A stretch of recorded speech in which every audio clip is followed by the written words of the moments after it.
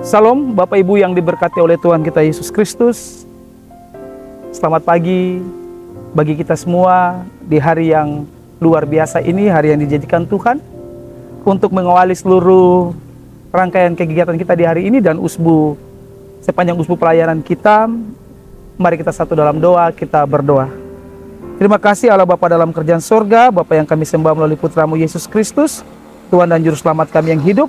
Kami bersuka cita karena Tuhan boleh membuat hari ini menjadi hari yang bahagia, hari yang luar biasa, sehingga kami semua boleh beraktivitas sebagaimana mestinya. Bapa memberkati kami, oleh sebab itu Bapa dalam usbu kerja kami yang baru ini, kami ingin dikuatkan dengan kebenaran firman Tuhan.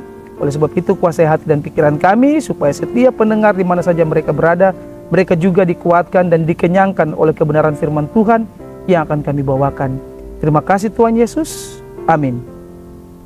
Baik persekutuan yang diberkati Tuhan kita Yesus Kristus, pada beberapa hari yang lalu kita merayakan Hari Anak Nasional, tepatnya di tanggal 23 Juli 2025, dengan mengusung tema bagaimana anak-anak bisa berakar dan bertumbuh di dalam Kristus, yang kemudian pada nantinya mereka akan menjadi penopang dalam estafet pelayanan gereja. Oleh sebab itu, di pagi hari ini izinkan saya untuk membawa sebuah renungan yang saya ambil dalam 2 Timotius 3 ayat 14 hingga ayat yang ke-15 yang berbunyi demikian. Tetapi hendaklah engkau tetap berpegang pada kebenaran yang telah engkau terima dan engkau yakini, dengan selalu mengingat orang yang telah mengajarkannya kepadamu.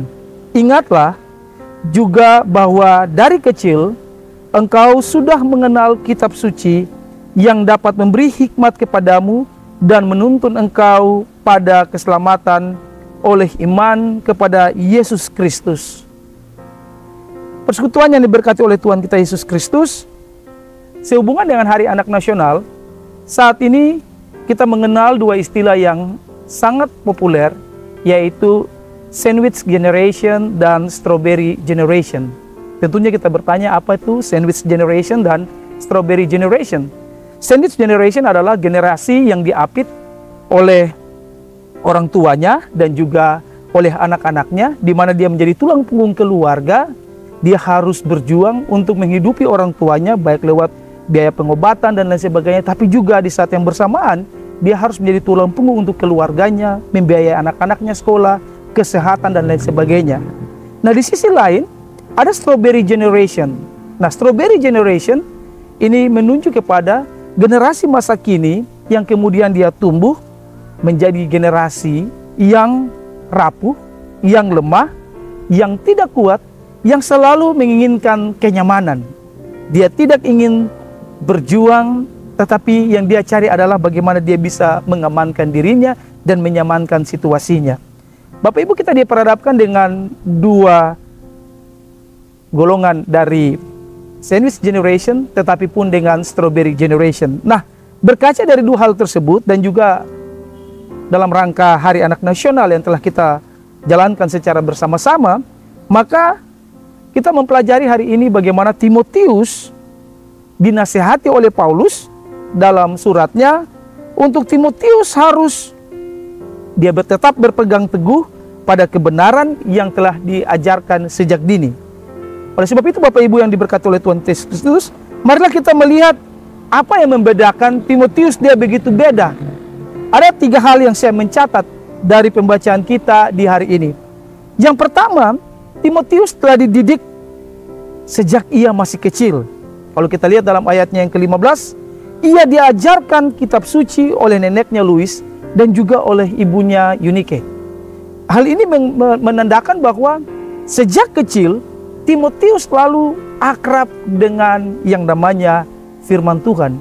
Dia hidup setiap hari, dia menimba dan juga kemudian dia mendengarkan firman Tuhan yang diajarkan oleh orang tuanya. Hal ini tentu berbeda dengan strawberry generation saat ini. Kenapa mereka begitu lemah, mereka begitu rapuh? Karena terkadang orang tuanya justru yang menciptakan situasi mereka lemah dan mereka rapuh. Dalam kehidupan sehari-hari mereka justru diberikan kebebasan untuk menggunakan media sosial, bahkan menggunakan HP berjam-jam, sehingga mereka lupa untuk mengajarkan anak-anaknya tentang nilai-nilai kekristenan sejak dini. Hal kedua yang membuat Timotius berbeda, yaitu Timotius selalu berpegang kepada kebenaran diyakininya. Iman bukan sekedar tradisi, tetapi keyakinan yang mendalam. Timotius diajarkan oleh ibu dan neneknya bagaimana dia mendalami, dan dia kemudian begitu percaya terhadap Tuhan, sehingga dimanapun Timotius dia berada, kebenaran firman Tuhan yang dia telah dengar itu dia bawa sebagai pegangan untuk kebenaran dia ketika dia berjalan. Sehingga Timotius tidak takut, Bapak Ibu Saudara-saudara. Dia begitu kuat, dia begitu berpegang pada apa yang dia yakini sebagai nilai-nilai hidup dan nilai-nilai Kristiani yang betul-betul tertanam di dalam dirinya.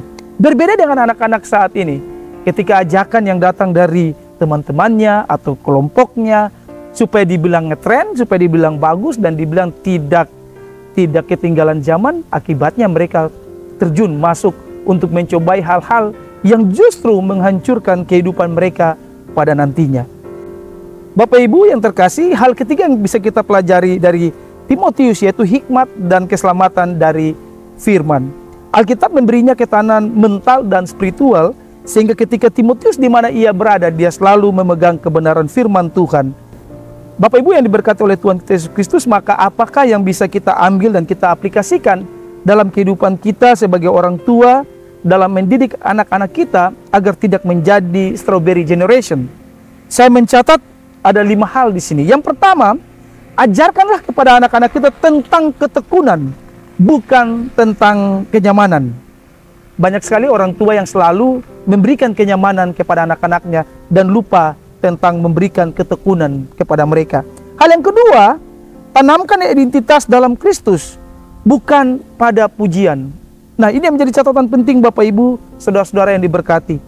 Terkadang identitas anak-anak kita itu dia menjadi luntur karena dia butuh validasi dari luar.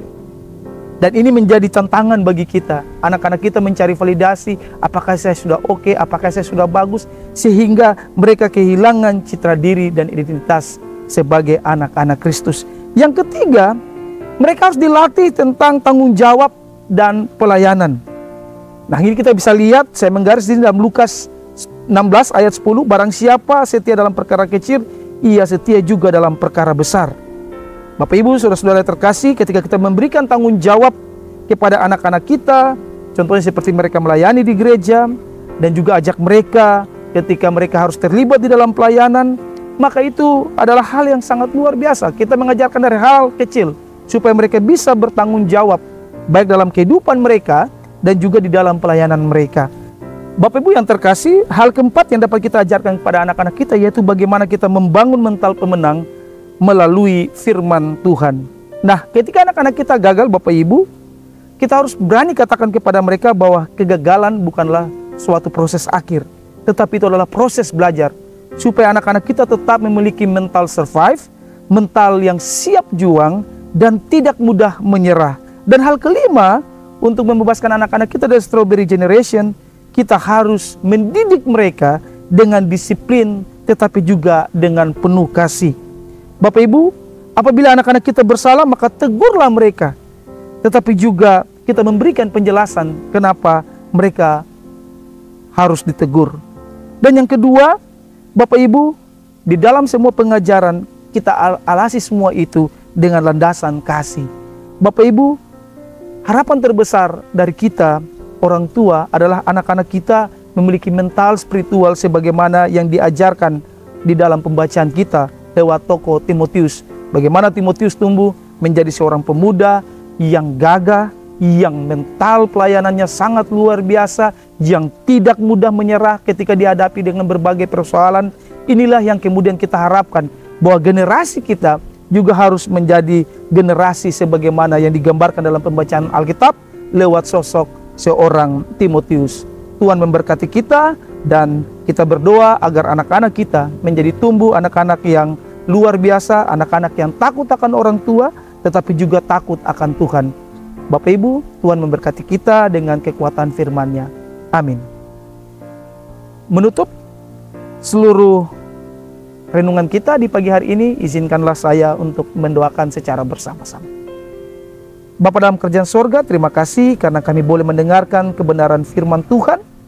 Lewat sosok Timotius kami diajarkan Tuhan, supaya kami menjadi pribadi-pribadi yang selalu bertekun, yang selalu setia pada kebenaran firman Tuhan, yang selalu memegang kebenaran firman Tuhan dimanapun kami berada.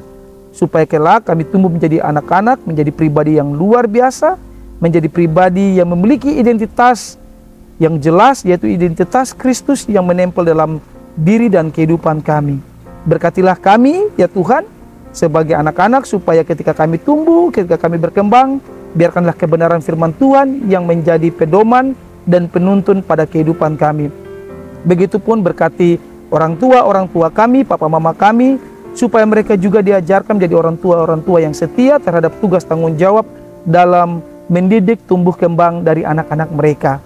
Oleh sebab itu Bapa dalam kerajaan sorga, kuasailah kami semua dengan kuasa Roh Kudus-Mu, dan mampukanlah kami untuk boleh berlaku adil dan setia dalam setiap tugas tanggung jawab yang telah Tuhan percayakan. Kami mengalasi seluruh aktivitas kami di sepanjang hari ini, tetapi juga di dalam 1 minggu pelayanan kami ke depan. Kami tahu bahwa tangan Tuhan yang penuh kasih itu akan selalu menuntun, menyertai dan memberkati kami dimanapun kami berada. Inilah kami Tuhan yang telah boleh mendengarkan kebenaran firman Tuhan di hari ini, sehingga Tuhan perlengkapilah kami dengan berkat-Mu. Kasih karunia dan damai sejahtera dari Allah melalui perantaraan Yesus Kristus lewat tuntunan Roh Allah yang suci kudus terus tinggal menyertai kami semua mulai dari hari ini terus kekal hingga selama-lamanya. Amin.